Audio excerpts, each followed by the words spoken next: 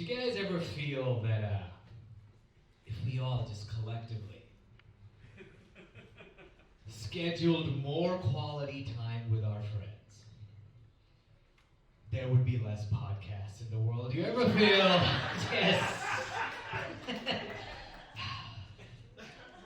But then what would you listen to when you eat alone at work, you know? Because no one agrees with your crazy political views. My parents were just here from India. And, you know, having them here, it really, wow, the cultures. You know, I just, like, for example, so different. In India, we say namaste. And if you actually trace the origin of the word namaste back to its Sanskriti roots, it actually translates into the divinity in me sees the divinity in you. Hello. It's nice. You Americans have something similar. It's You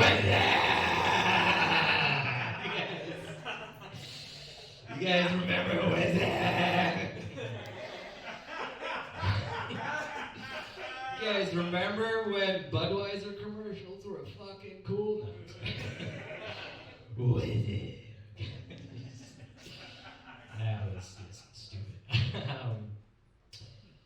I just bought a book on the art of cunnilingus.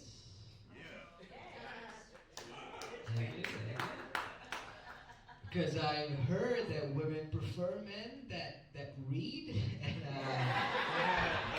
wicked smart, you know? This book was laying out the argument that all penetrative sex is deeply traumatic. But if and when it is grounded in the safety of love, preach. It activates the vagina's ability to self-heal. And for that reason, safety can never be defined as the absence of threat, but the presence of connection. It also made a very convincing argument to not engage in anal sex because all the safety and love in the world can't activate the asshole's ability to self-heal.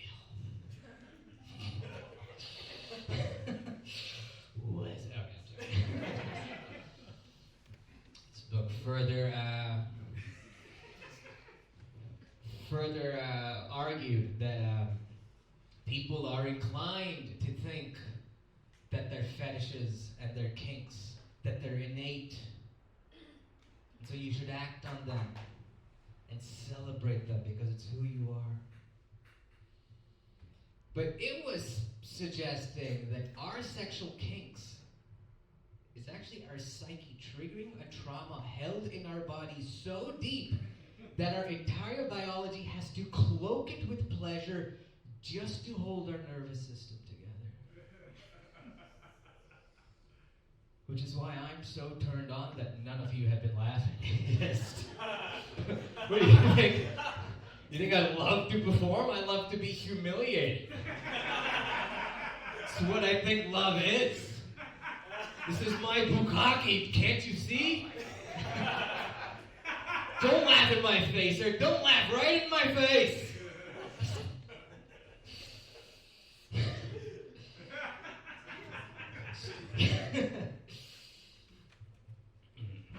I think the hardest part about being an Indian immigrant, and I truly mean the hardest, is that when I got to America, how was I just supposed to know that Nickelback sucked? You know?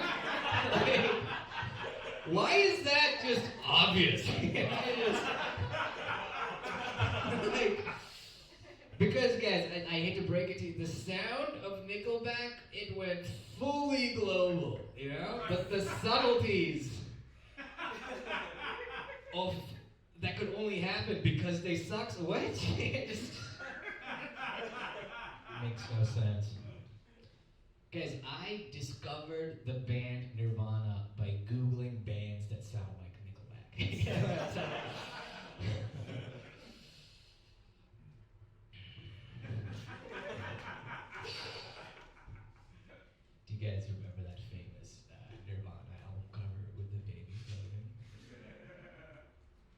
So recently, that album cover has come under fire because one perspective is that it's child pornography. Another perspective is that it's a baptism. But here's the thing, guys. If you can hold both dual perspectives at once without judgment, you'll see the real perspective, which is nirvana. Says it right here on the album cover. That was a joke on the dual nature of reality while simultaneously describing an album cover.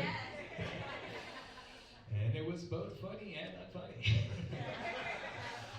Dwelling, man. It's okay if that's how you see me. He is funny, but I don't know.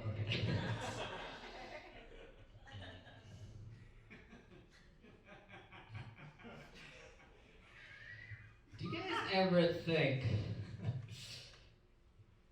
that because we collectively believe in evolution, that we've given up dating for love and we're just dating to experience fear and survival at this point? You ever? What'd you say? No? I said yes. Yes. And you ever think that because because we're dating to experience fear and survival, we framed our entire sexuality as a power struggle. Are you a top? Are you a bottom? Are you a dom? Why are we bringing power into something that's supposed to be about love, trust, and surrender?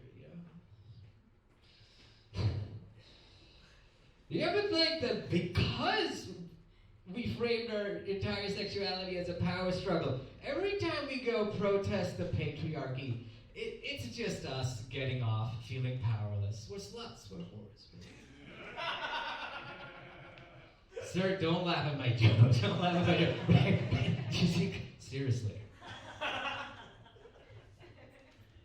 If any of you want to not laugh at my jokes in the bathroom later, you let me know.